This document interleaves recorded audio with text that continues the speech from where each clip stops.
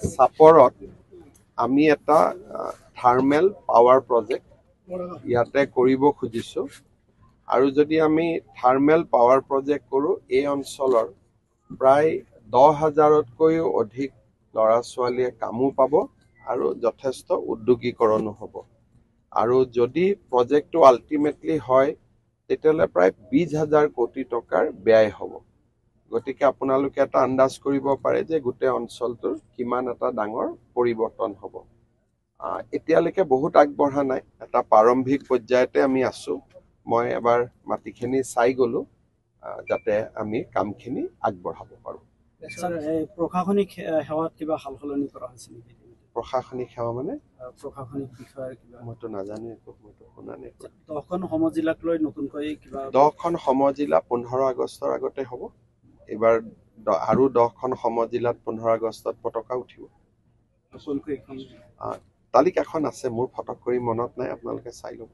আৰু কিবা নতুন কিবা পদক্ষেপ আৰু একেটা দিনটো আৰু পঞ্চায়তৰ ইলেকশ্যন গ'ল গতিকে যেহেতু 78খন সমজিলাৰ কথা এটা লাহে লাহে হৈ থাকিব এটা এটা কাৰণ একেলগে কৰিবৰ কাৰণেতো আমাৰ ইমান বিষয়া নাই গতিকে এটা এটাকৈ আমি কৰি গৈ আছো প্ৰত্যেক বছৰে 5খন 6খন 10খন এনেকে গতিকে পঞ্চায়ত নিৰ্বাচনলৈ কিমান অসুখী হ'বলগীয়াতো একো নাই গোটেই অসমত চবফালে বিজেপিয়ে হৈ আছে গতিকে আৰু অসুখী কি হ'ব গতিকে আমি সুখী বুলিয়ে ক'ব লাগিব আৰু ছেপ্টেম্বৰত স্যাৰ এই কংগ্ৰেছৰ আচলতে যেটো বিপৰ্যয় এটো মূল কাৰণ কি সব যোৱা 4 বছৰত আমাৰ চৰকাৰ আৰু কংগ্ৰেছৰ 15 বছৰ আপোনালোকে নিজেই যদি তুলনা কৰে তেতিয়ালে বিপৰ্যয়ৰ কাৰণটো তাতেই ওলাই আছে অসমখন কিমান অশান্ত আছিল আজি অসমত সকলো মানুহে সুন্দৰভাৱে আছে গতিকে পাৰ্থক্যটো আপোনালোকে নিজেই দেখা পাইছে আৰু ৰাইজেটো এটাই বিচাৰে যে দেশখন শান্তিত থাকক দেশখনৰ উন্নতি হওক সকলো আগবাঢ়ি যাওক কংগ্ৰেছ চৰকাৰ আহিলে দেশত কি অৱস্থা হ'ব এটো সকলোৱে জানে সেই কাৰণে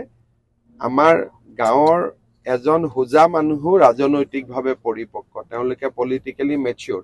কাক ভোট দিব লাগে তেওঁলোকে জানে আৰু সেই কাৰণে নিৰ্বাচনত আমি খুব ভাল কৰি জিকিছো প্ৰাক্তন সাংসদ আব্দুল খালেকে কবৰস্থান আছে এটো ৰেহাই পাব নে ৰেহাই পাব মানুহৰ লগত আলোচনা কৰিয়ে কৰিম কোনোবা জায়গাত কবৰস্থান আছে কোনোবা জায়গাত মানুহ বহি আছে তেওঁলোকক আমি বেলেগ জায়গাত মাটি দিম কাৰো লগত কাজিয়া পেচাল কৰি নহয় পুনৰ সংস্থাপন দিয়া না না না ইয়াতে কিছুমান মানুহৰ ভিতৰত মাটি আছে মেদি মাটি আছে তেওঁলোকক আমি ল্যান্ড একুইজিশনৰ খৰচো দিব পাৰো নহলে আন বিলাসী পাৰাটো আমাৰ মাটি থোৱা আছে তাতো বহাব পাৰো নহলে ইয়াৰ কাখতো বহাব পাৰো গতিকে কোনো মানুহক অশান্তি কৰা নহয় আমি সুন্দৰভাৱে মানে ডিস্ট্ৰিক্ট মই কৈছো যে কাৰো ওপৰত অশান্তি কৰি নহয় আলাপ আলোচনা কৰি ভিতৰত বেছি ঘৰ মানুহ নাই যিখিনি আছে আমি জায়গায় জায়গায় বহাই দিম আৰু এনেও এখন ভিজিআৰ আছিল আচলতে বহিব নালাগিছিল স্যাৰ আপনি আশা কৰাৰ দৰেই ইতিমধ্যে বহু সংখ্যক ব্যৱসায়িক প্ৰতিষ্ঠানে দলাগত লগলি কৈছে আপুনি টকা ইনভেষ্টমেন্ট কৰিব বুলি কৈছে আৰু গোটেই অসমতে আৰু কিবা মই এটাই কথা কওঁ যে ধুবুৰী জিলাত বিশেষকৈ চাপৰত এই যদি পাৱাৰ প্লান্ট আহে জাগিৰোডত টাটাই যি আনিছে এইটো 27,000 কোটি টকা চাপৰত যদি পাৱাৰ প্লান্ট আনে সেইটো হ'ব 20,000 কোটি টকা তাৰনে আপোনালোকে এটা আন্দাজ কৰিব পাৰে যে ইয়াত কিমান নিবনুৱা ল'ৰা ছোৱালীয়ে কনষ্ট্ৰাকচন ফেজত 25,000 মানুহ লাগিব আৰু তাৰ পিছত চাকৰি হিচাপে 8-10,000 মানুহ গতিকে গোটেই চাপৰখনৰ এটা ডাঙৰ পৰিৱৰ্তন হৈ যাব আৰু সেই কাৰণে মই ভাবিম যে ৰাইজে সকলোৱে সহযোগিতাও কৰিব লাগে আৰু চৰকাৰক সহায় কৰিব লাগে যেনেকৈ জাগিৰোডত আমাক সকলোৱে সহায় কৰিলে ইয়াতো সহায় কৰিব লাগে ধুনীয়াকৈ যাতে আমি আগবাঢ়িব পাৰো প্ৰাক্তন সাংসদ আব্দুল খালেক ডাঙৰীয়া যোৱাকালি মন্তব্য কৰিছে যে হিন্দু বেল্টক লৈ যদি ৰাজনীতি নকৰে তেনেহলে কংগ্ৰেছে মইতো কম যে হিন্দু নাপাব দুটা দিন পিছত মুছলমানো নাপাব এইবাৰ আমি 100% মুছলমান থকা 8টা জিলা পৰিষদ সিট জিকিছো 100 বুলি ক'লে ধৰক 90 বুলি ক'ব পাৰে 100 বুলিয়ে কৈছো তেনেকুৱা জিলা পৰিষদ আমি 8টা জিকিছো গতিকে না হিন্দু থাকিব না মুছলমান থাকিব না খ্ৰীষ্টিয়ান থাকিব কাৰণ সকলোৱে কাম বিচাৰে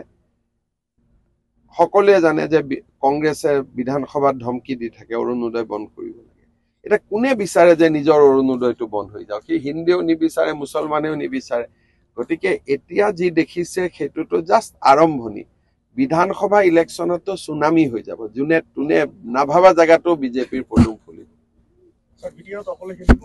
বিটিআৰত আমি আজি আমাৰ গধূলি মিটিং আছে, কিন্তু আমি অকলে খেলিম।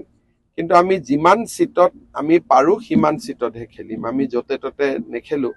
য'ত আমাৰ শক্তি নাই তাতে আমি নেখেলো। গতিকে যিমান চিটত আমাৰ শক্তি আছে সিমান চিটত আমি প্ৰতিদ্বন্দ্বিতা কৰিম। গতিকে যোৱাবাৰ আমি 25টাত কৰিছিলো, এইবাৰ কিমান কৰো আমি চাই লওঁ। গৌৰৱ গগৈৰ যিটো ইছ্যু পাকিস্তানৰ 10 ছেপ্টেম্বৰত মই দি দিম আৰু এইটো আলোচনা কৰি থাকি লাভ নাই, কাৰণ অলৰেডি বহুতখিনি এই বিষয়ে কোৱা হৈছে। এতিয়া মানুহক প্ৰমাণটো লাগে। গতিকে প্ৰমাণ দিয়াটো মোৰ দায়িত্ব। বাকী আৰু একেটা কথাকে কৈ থাকি লাভ নাই। আমি প্ৰমাণ 10 ছেপ্টেম্বৰৰ আগতে ৰাইজক দি দিম।